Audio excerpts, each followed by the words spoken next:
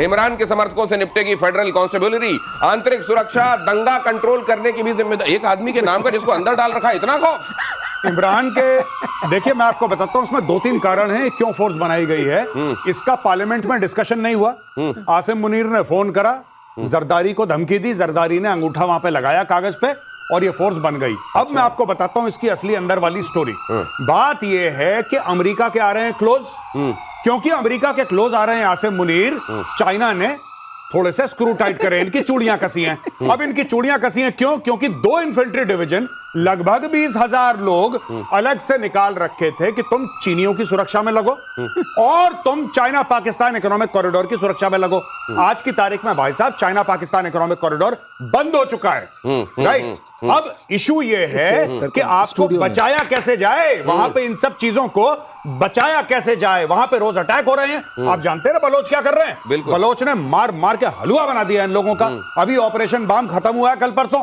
तो इन्होंने ये फोर्स इसलिए बनाई है, इसमें डालेंगे एक्स सर्विसमैन, इसमें डालेंगे और लोग, और मिली जुली एक फोर्स होगी। और आर्मी की इज्जत बचाने के लिए आपको कोई चाहिए ना जिसकी बेइज्जती हो। तो पाकिस्तान फौज को हटाएंगे वहां से। अब ये होने वाला है, आप देख लेना। क्या पकड़ा गौरव, बहुत बढ़िया, क्या नुक्ता पकड़ा है। पाकिस्तान फौज की बेइज्जती बचाने के लिए अलग कर दिया। वाह, पाकिस्तान फौज की बेइज्जती बचाने के लिए बचाओगे तुम? किस पे ठीकरा फोड़ना, ठीकरा फोड़ने के लिए ये बना दिया गया है। और इसी बीच अगली खबर देखिए, मध्य पूर्व में एक और बड़ी जंग की आहट सुनाई दे रही है। सीरिया पर इजराइल का बहुत बड़ा हमला। सीरियाई सैन्य टैंकों को निशाना बनाया गया। ड्रूज धार्मिक अल्पसंख्यकों के पक्ष में इजराइल। अब यहां क्या हो सकता है? यहां पे देखिए, ये जो अहमद अल शरा है, ये अहमद अल शरा जो है, ये भाई जो था पहले इस्लामिक स्टेट और अलकायदा का टेररिस्ट था। ठीक है। इसके ऊपर 10-15 मिलियन की बाउंटी थी, जो कि यूनाइटेड स्टेट्स ऑफ अमेरिका ने बोला था कि जिंदा या मुर्दा इतने पैसे मिलेंगे। आज की तारीख में वही बंदा ट्रंप से हाथ मिला रहा है। वो जा रहा है, ट्रंप से मिल रहा है, साइडलाइंस ऑफ मल्टीलैटरल मीटिंग्स में वो जाके ट्रंप के साथ फोटो खिंचवा रहा है। अब इशू ये है कि इजराइल की मजबूरी है। ईरान दोबारा अगर इस्तेमाल करता है जमीन और दोबारा आर्म करता है हिजबुल्लाह को और हमास को, तो बीच में आता है सीरिया। अगर इजराइल ने सीरिया की कमर नहीं तोड़ी और अगर इजराइल सीरिया को जाने देता है कि चलो हमारा अब कंट्रोल नहीं है, तो ये लोग इजराइल को ठोक देंगे। इसलिए इजराइल के लिए जरूरी है ये चीज। और दिनेश, जो ड्रूज की बात हो रही है, ड्रूज जो है इजरायली आर्मी, एयरफोर्स, नेवी में भी हैं। करेक्ट। ये वहां की बड़ी वो बफर के तरह रखते हैं। और उस एरिया को इन्होंने पहले भी, जैसे ही ये आए थे शारा, तो उनके आते ही उन्होंने बड़ा अटैक किया था। तो वो सारा एरिया कंट्रोल किया हुआ है। वो चाहते हैं वो बफर बना रहे और ड्रूज को ये हमेशा सपोर्ट करेंगे क्योंकि ड्रूज इनके फेवर में काम करते हैं। सर, लेकिन मैं ये सोचता हूं, इजराइल का क्या मादा है? हाँ। उधर हमास के साथ, इधर हिजबुल्लाह हूती से तो निपट ही रहा है, उधर ईरान से अभी ताजा निपट के हटा है, और इधर सीरिया वालों को देखने लगा। ये कितना मादा है उसमें और कितने रिसोर्सेस, क्या वेल है उसकी। इसी कहते हैं प्रतिशोध, ये आपके प्रतिशोध की तरह है, गजब चलता रहेगा। ये प्रतिशोध इजराइल से सीखना चाहिए। इतना ये नक्शे में जैसा कहा जाता है कि आप ढूंढेंगे, जूम करके ऐसे निकालना पड़ेगा तब दिखाई देगा, लेकिन मादा देखिए। और दूसरे विश्व युद्ध को हमेशा याद रखे जापान। ये कौन कह रहा है? अगली खबर में देखिए। दूसरे विश्व युद्ध को हमेशा याद रखे जापान। चीन ने जापान को दी सीधी धमकी। फिलीपींस को लेकर चीन और जापान में अब टकराव की स्थिति बन गई है। फिलीपींस को जहाज दे रहा है जापान और इस चर्चा से नाराज है चीन। ये मतलब याद दिला रहा है कि जरा वो वाला तुम परमाणु बम वाली स्थिति याद रखो। पानी बहुत बह गया है, इसको भी मालूम होना चाहिए। ये कुछ नहीं है, चूरन खिला रहा है चीन, गीदड़ भपकी है। ये कह रहा है सेकेंड वर्ल्ड वॉर को याद रखो। मैं चाइना को दिलाना चाहता हूं याद सेकेंड वर्ल्ड वॉर के पहले की। और चाइनीज शायद भूल गए कि जापान ने चीन के ऊपर राज करा। भूल गए हैं कि जिनको धमकियां दे रहे हो वो तुम्हारी छाती में उन लोगों ने कई दशकों तक मूंग दली है, तुम्हारे ऊपर राज करा है। तो एक बात क्लियर रखना। दूसरी चीज, चाइना का क्या लेना देना सेकेंड वर्ल्ड वॉर में? अरे भाई, उसके ऊपर एटम बम गिराया किसने? अमेरिका ने। किसके बीच में लड़ाई हुई है? पूरी की पूरी रशिया वहां से आ रहा था, अमेरिका यहां से आ रहा था कि हड़प लेंगे जापान को। एक रेस लगी, तो उसके बीच में अमेरिका ने जो एटम बम मारे थे उसने, फैटमैन और लिटिल बॉय, हिरोशिमा और नागासाकी में, उसके 2-3 कारण थे। सबसे बड़ा कारण यह था कि भाई आपको पूरी लड़ाई को मैनेज करना और लड़ाई को खत्म करना है आपको सेकेंड वर्ल्ड वॉर। दूसरी चीज, अगर आप एटम बम नहीं मारते तो वहां पे सोवियत रूस की फौजें अंदर घुस जाती। उनको भी दिखाना था कि हमारे पास ऐसा हथियार है जो दुनिया में किसी के पास नहीं है। ये सारी की सारी चीजें हुई, इसमें चाइना का क्या लेना देना? ये किसी और की चीज ना, किसी और का चूरन किसी और के नाम पे बिल फाड़ के बेच रहा है। नहीं बट दिनेश एक बात देखिए, चाइना अपने आप तो पाकिस्तान को दे रहा है सब। भाई जापान ने दे दिया अपने पड़ोसियों, आपका क्या प्रॉब्लम? सही बात। इसका मतलब आप करें तो रासलीला, वो करें तो करेक्टर ढीला। ये कौन सी बात है? ये वाली बात अब चलेगी नहीं। और दूसरे, अगर आपको रिवाइंड ही करना है तो दूसरों का कैरेक्टर ढीला अनाउंस करने से पहले अपने इतिहास में थोड़ा और पीछे जाइए, फिर पता चलेगा आपको जापान। लेकिन सर सवाल ये है कि हमेशा मूंग क्यों दली जाती है? अरहर और मसूर भी दल ली जाए कभी। अगली खबर देखिए, मधुमक्खियों की ट्रेनिंग हो रही है अब। ये बताइए, ये चमगादड़ नहीं छोड़ते ये। अब देखिए, ये तब जो जीव जंतु आपके दिमाग में आए वो सब खा जाते हैं ये। और अब इनकी ट्रेनिंग होगी, मिलिट्री ट्रेनिंग होगी मधुमक्खियों की। मधुमक्खियों को कंट्रोल करने के लिए कंट्रोलर बनाए जा रहे हैं। ब्रेन कंट्रोलर का वजन सिर्फ 74 मिलीग्राम। 10 में से 9 बार मधुमक्खी ने सही रिस्पॉन्स। इनके दिमाग में ब्रेन कंट्रोलर लगाए जाएंगे और उसके बाद वो जाएंगे और दुश्मनों पर अटैक करेंगे। इसमें एक चीज बता दूं, थोड़ी इंफॉर्मेशन आपके माध्यम से मैं दर्शकों को बताइए ना सर। ये जो 20 का है क्यों सेलेक्ट? इनकी खास बात यह है कि इनका वजन करीब, जो वर्कर 20 होती है उसमें क्वीन भी होती है, वर्कर 20 होती है, उनका करीब 100 ग्राम के आसपास, 100 मिलीग्राम के आसपास होता है। अच्छा। और आप जो है 10 से कम मिलीग्राम की माइक्रोचिप लगा सकते हैं, आरएफ ट्रांसपॉन्डर लगा सकते हैं, और हर मक्खी जो है मधुमक्खी वो अपने वजन का आधा वजन लेके उड़ सकती है। नंबर 1। नंबर 2, मधुमक्खियां जो है स्वार्म की तरह चलने के लिए नेचुरली ओरिएंटेड है। अच्छा। ये स्वार्म फॉर्म में जाती हैं और अपने झुंड में जाती हैं। झुंड में आती हैं और अपने बी हाइव में लौट आती हैं। अच्छा। किलोमीटर्स वापस जाकर के लौट आती हैं। तो लौटने की प्रक्रिया नेचुरल है।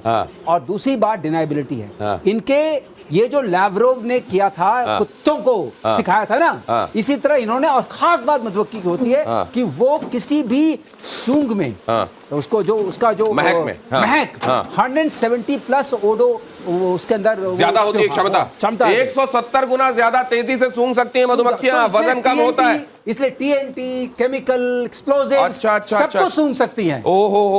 ये उनके अंदर बहुत बड़ी क्षमता है। उनके अंदर स्निफिंग जो उनकी क्षमता है वो बहुत ज्यादा होती है, वजन कम होता है, दर्शकों झुंड में जाती है। हाँ, शायद दर्शकों को बताते हैं, डरपा ये प्रोग्राम कर रहा है, उनको बोलते हैं insect allies. Oh my god. और ये रशिया और इजराइल भी इससे घुसे हुए। अरे उपेंद्र अटवाल बैठे हुए पीसीआर में कह रहे हैं चीनी दरिंदे तैयार कर रहे हैं मौत के परिंदे। ये परिंदे नहीं है बाय द वे, ये भिनभिनाहट की आवाज आ रही है, मक्खी है। लेकिन सर ये तो हद हो गई, ये किस लेवल पे लेके जा रहे हैं? अच्छा, मुझे तो यही पता था कि मधुमक्खियों से शहद निकलता है। इससे ज्यादा मुझे पता नहीं था। बताते ये बायो वारफेयर बोलते हैं। अब आप पूछेंगे हम कहाँ हैं इसमें?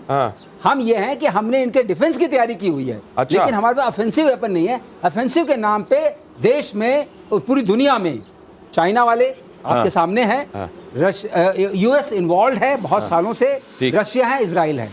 और हम क्या करते हैं, हमने डिफेंस का एक बनाया है, डिटेक्ट कर सकते हैं। हम डिटेक्ट कर सकते हैं। हाँ, उसको नहीं सर, अब तो इनसे नहीं, अब डिटेक्ट नहीं, अब इनके अटैक वाली तैयारी करनी चाहिए। मैं यही सोच रहा हूँ, ये इन्होंने चमगादड़ पे उटपटांग प्रयोग किए, पूरी दुनिया को रिस्क में डाल दिया। अब ये मधुमक्खियों को पागल करके सुंघा के पता चला भेजा इन्होंने। डरने की बात है कि जेनेटिक म्यूटेशन कर रहे हैं मक्खियों का, उनका ब्रेन एनहांस करने के लिए मधुमक्खियों का। अब उससे क्या हो जाएगा ये पता चला। ये म्यूटेशन के चक्कर में कोई मक्खी इतनी खतरनाक हो गई कि उसी से लेने के देने पड़ गए, प्राण बचाते घूमे दुनिया। ये तो इसको लेके ये टाइट करनी चाहिए इनकी चूड़ियां, चाइना वालों की। ये क्यों नहीं हो रहा है? मैं तो कह रहा हूं कि चाइना की चूड़ी ना टाइट करके हम ये अपने आप से सवाल पूछें कि ये काम हम क्यों नहीं कर रहे। ऑफेंसिव हम बचा तो रहे हैं अपने आप को, लेकिन हम कर क्या रहे हैं?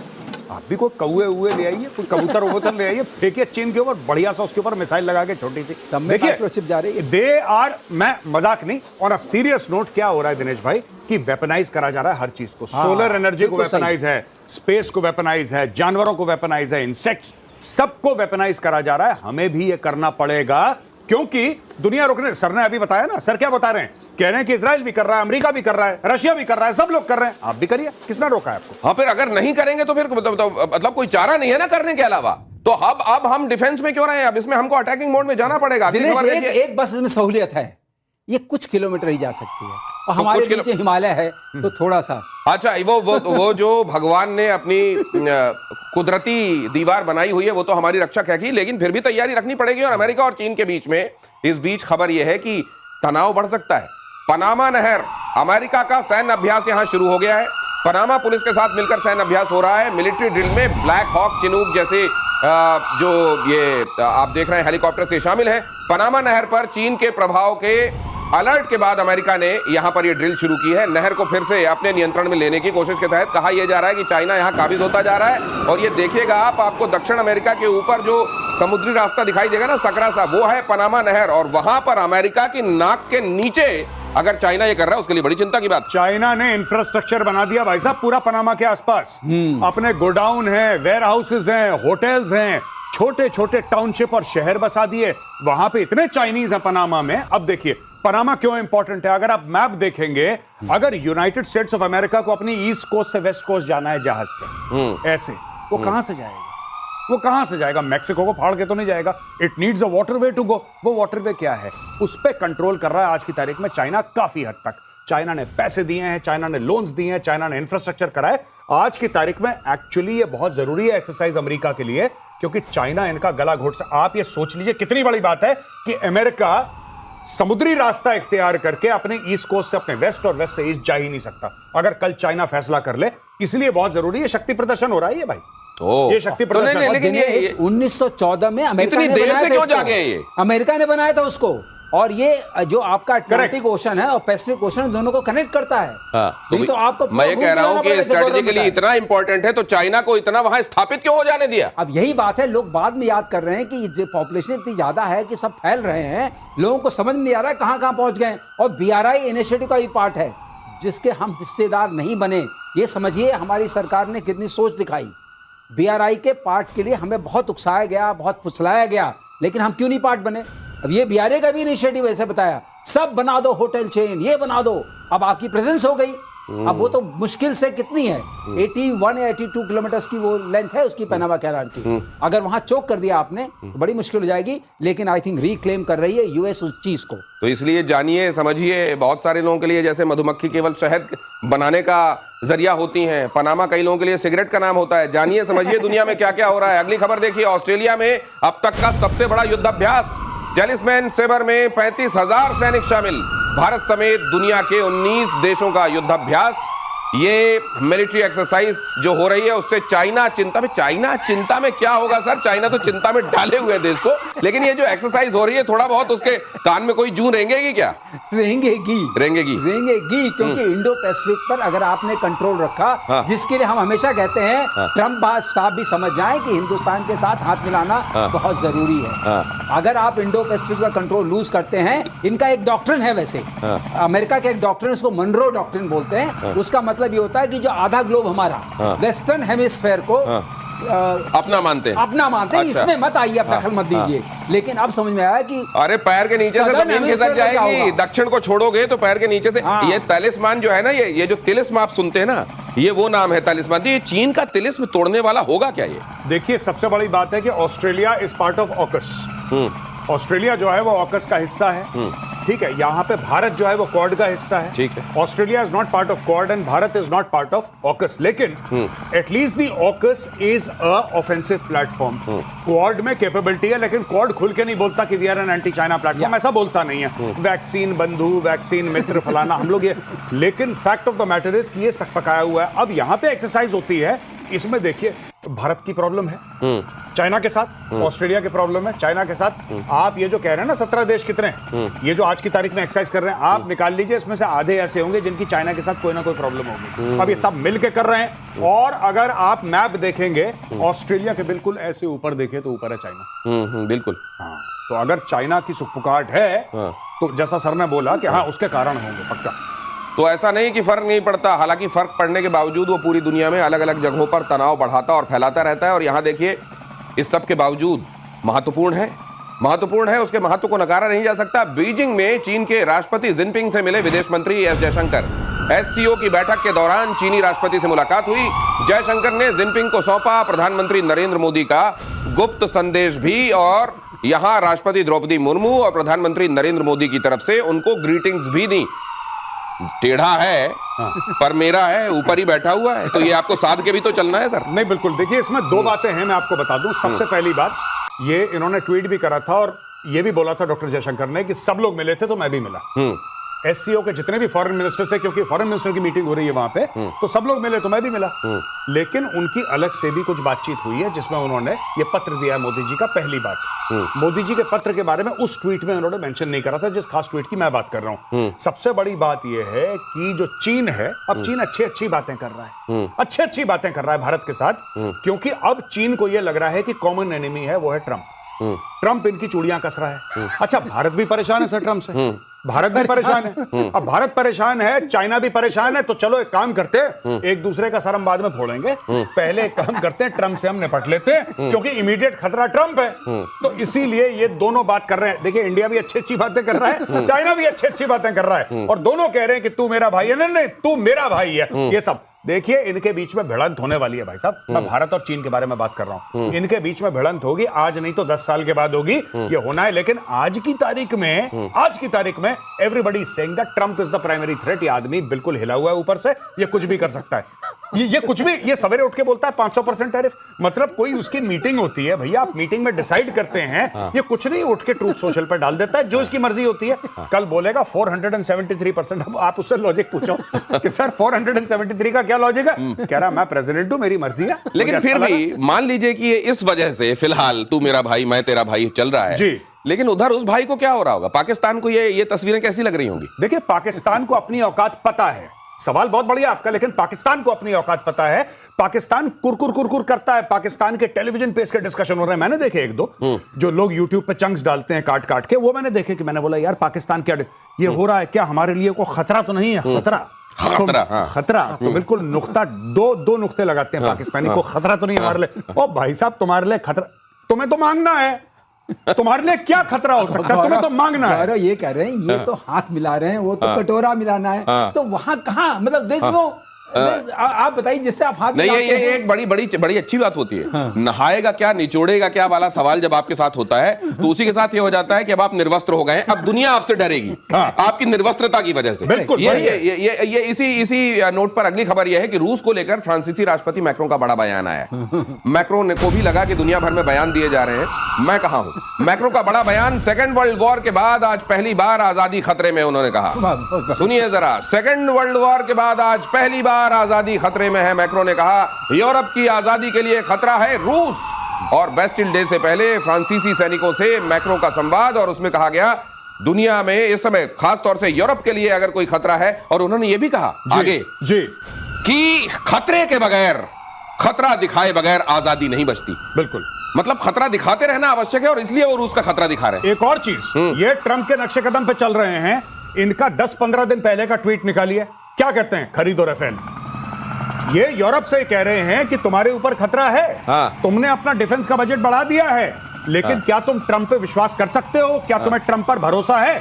ट्रंप विश्वास के पात्र हैं ही नहीं। आप खरीदो राफेल, क्योंकि it is the only country जो अकेले यूरोप में एक एयरक्राफ्ट, बाकी जो यूरो फाइटर है, यूरो फाइटर में 4-5 देश मिलकर बना रहे हैं। ये भाई अपना खुद का जहाज बना रहा है राफेल, जिसमें बाहर का कुछ नहीं, साफरान उसमें इंजन डाल रहा है। He has all the technology. तो इसने अभी 2 हफ्ते पहले राफेल बेचा था, ट्वीट करके कि उसमें ऐसा दिखाया था कि एप्पल के फोन पे कॉलिंग आ रही है, राफेल कॉलिंग करके, तो प्रोटेक्टिंग योर फ्रीडम करके ये सब। अच्छा। तो हाँ, ये कर रहा है। कॉर्नर एक बहुत अच्छी बात कही। फ्रांस ही एक ऐसा यूरोपियन कंट्री है जिसके पास अपना जहाज है, अपना इंजन है, और अपना मिसाइल है। एमबीडीए भी उनका है, सफरान भी उनका है, दसों भी उनका है। ठीक है, इसमें कोई शक नहीं, बहुत पावरफुल है। और जहां तक ये बात आ रही है, अगर सीरियस नोट पे रशिया ने हमेशा रिएक्शनरी, बिल्कुल, रशिया ने कब खतरा, रशिया कब यूरोप के लिए खतरा बना, और रशिया का वर्ल्ड वॉर 2 में 27 मिलियन सोल्जर्स मारे गए थे। अब बताइए, 27 मिलियन। उसके बाद ये कहा जा रहा है रूस यूक्रेन युद्ध के बारे में, रूस की साम्राज्यवादी नीतियां हैं, साइबर हाइब्रिड युद्ध का जमाना है, यूरोप की आत्मनिर्भरता पर फोकस करना होगा, परमाणु रणनीति बनानी होगी। ये इतना ज्यादा रूस का डर दिखाया गया, क्या ये वाकई रिवर्बरेट कर रहा होगा? बाकी कंट्रीज वैसे ही रिलेट कर रही हैं। निकल गया, जब तक डर नहीं दिखाएंगे आजादी नहीं रहेगी, इसका मतलब माल नहीं बिकेगा। ये सारे के सारे जो हैं ट्रंप बता रहे थे गौरव। बिल्कुल। और सर, विद योर परमिशन एक बात जोड़ दूं, बड़ी खूबसूरत सी चीज है। जैसे इंग्लैंड है, इंग्लैंड के पास हवाई जहाज का इंजन है, लेकिन हवाई जहाज नहीं है। राइट। अब वहीं देखिए ग्रिपिन, ग्रिपेन के पास हवाई जहाज है लेकिन इंजन नहीं है उसके पास। तो एक के पास इंजन है, हवाई जहाज नहीं है, एक के पास हवाई जहाज है, इंजन नहीं है। फ्रांस है जिसके पास हवाई जहाज दोनों है, इंजन भी है और मिसाइल भी है। मिसाइल भी है। अगली खबर इसी बात पर देखिए, ये कुल मिलाकर तिजारती स्टेटमेंट्स होते हैं, ये लब्बो-लुआब है। अगली खबर यह है कि ईरान को इजराइल के सीज फायर पर संदेह। ईरान को इजराइल के सीज फायर पर संदेह है। ईरान के रक्षा मंत्री का बयान आया है। अजीज नसीर जादेह ने कहा है कि ये एक अस्थायी और अस्पष्ट युद्ध विराम है। ईरान अब भी युद्ध के लिए तैयार है। आखिरकार इन्होंने ट्रंप को पढ़ लिया मतलब। नहीं, ट्रंप की ये तो हर तीसरे दिन बयान देते हैं, हम छोड़ेंगे नहीं, हम मार देंगे, अगली बार तुमने करा तो फिर तुम देख लेना, यहां से मत आना, घूर के मत देखो। ये पता नहीं, अच्छा इजराइल के बारे में ये अच्छा लगता है मुझे, इजराइल बयान नहीं देता। अचानक एक दिन सवेरे आएगा कॉल, यहीं से ऑफिस से ही आएगा हमारे टाइम्स नाउ से, अरे सर बम मार दिया बम। बस इजराइल का ये है कि आपको पता लग जाता है, आप सो रहे होते हैं और 5 मिस्ड कॉल्स होते हैं, अरे भाई क्या हो गया, बम मार दिया बम। इजराइल का ये है। ईरान जो है, ईरान अटैक नहीं कर रहा है, ईरान बयान दे रहा, उसने एक एक करके देखा, अभी हमारी सारी मिसाइलें खत्म हो गई हैं भाइयों, हमारे सारे बम खत्म हो गए, हमारे न्यूक्लियर को तबाह कर दिया है, हमारी बैलिस्टिक मिसाइल लगभग 2-3 बाकी हैं, जब तक ये नहीं बन जाता दोबारा बयान देते रहो, तब तक डेली तुम बयान दागो टेल अवीव पे, कुछ ना कुछ तो बयान गिरेगा वहां तक, है ना। एक बयान गिरा, हाइपरसोनिक बयान है भाई साहब, ये हाइपरसोनिक है, एक सुपरसोनिक बयान जा रहा है कि हम मार देंगे, और ये स्टेल्थ बयान है, ये स्टेल्थ बयान है, ये दिया तो पता नहीं लगा किसी को, ये ऐसा बयान है कि दे भी दिया पता नहीं लगा क्या दिया, ये स्टेल्थ बयान है हमारा। तो इसी नोट पर अगली खबर देखिए, यूक्रेन ने रूस पर ड्रोन अटैक किया। वोरोनिश में यूक्रेन ने ड्रोन हमला किया, रूस ने 12 ड्रोन हवा में मार गिराए। हमले में 12 लोग घायल, 2 जख्मी। तो अभी जो हमारे एक्सपर्ट्स कह रहे थे कि ये अमेरिका को ये बोलते हैं कि देखिए क्या आप इतने अंदर जाकर हिंटरलैंड में रशिया के आप अटैक कर सकते हैं? नहीं कर सकते, मैं कर सकता हूं, मुझे हथियार दीजिए और ये लड़ाई चलाते रहिए, वरना मेरी कुर्सी खतरे में। ज़ेलेंस्की बगैर कहे, ये ब्रैकेट में लिखा हुआ है लेकिन ये कह देते हैं। लेकिन अब ये और उकसावे वाली कार्रवाई हो गई, उधर 50 दिन वाली बात हो गई है। कल रशिया की तरफ से मुझको लगता है कुछ भयानक आने वाला है। देखिए मैं आपको छोटी सी बात बताता हूं, ये इसकी मजबूरी है, ये ना चाहते हुए भी इसको रूस को अटैक करना पड़ेगा, क्योंकि आपको प्रूफ ऑफ कॉन्सेप्ट देना है ना, जो आपके स्पॉन्सर हैं, आपको ये तो बताना है कि सर मैं कुछ कर रहा हूं, वरना कहेंगे यार उस खिलाड़ी को आप कौन सी चीज आप दे देंगे, कौन सी फैसिलिटी दे देंगे जिसको सिर्फ मार पड़ती है, जो सिर्फ हारता है, कभी कभी तो 10 में से 2 पंच वो भी थ्रो करे। तो अब इसकी मजबूरी है, ये ड्रोन भेजेगा, मिसाइल भेजेगा, कुछ मारने की कोशिश करेगा। अब इसको उम्मीद जागती है कि कोई ना कोई, अब इसने क्या, ट्रंप ने क्या शुरू करा है,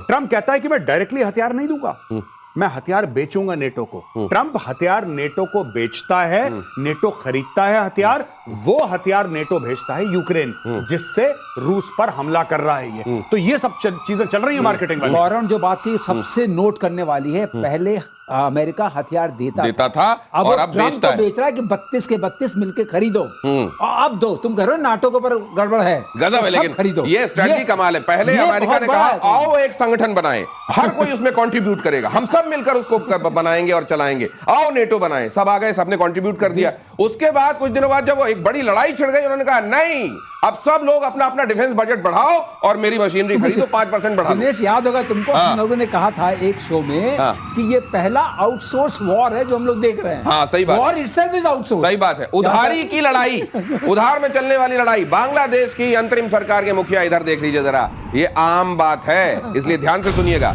बांग्लादेश की अंतरिम सरकार के मुखिया मोहम्मद यूनुस ने भारत को भेजे हैं 1000 किलो आम। प्रधानमंत्री मोदी और राजनयिकों के लिए गिफ्ट भेजे।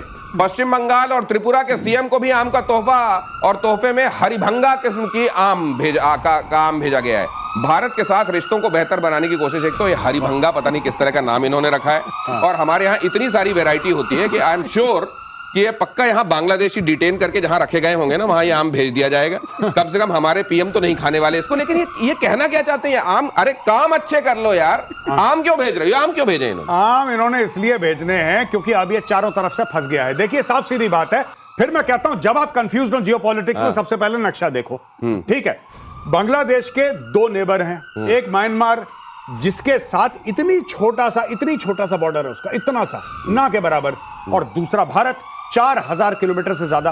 आप भारत को उल्टा सीधा बोलिए, गालियां दीजिए, भारत को ये कर देंगे, मार देंगे, ये कर देंगे, मोदी अच्छा आदमी बुरा आदमी, आपको जो करना है करो, एंड में बिना भारत के आपके काम नहीं चलता, और जब नहीं चलता है काम तो भेजने पड़ते हैं आम।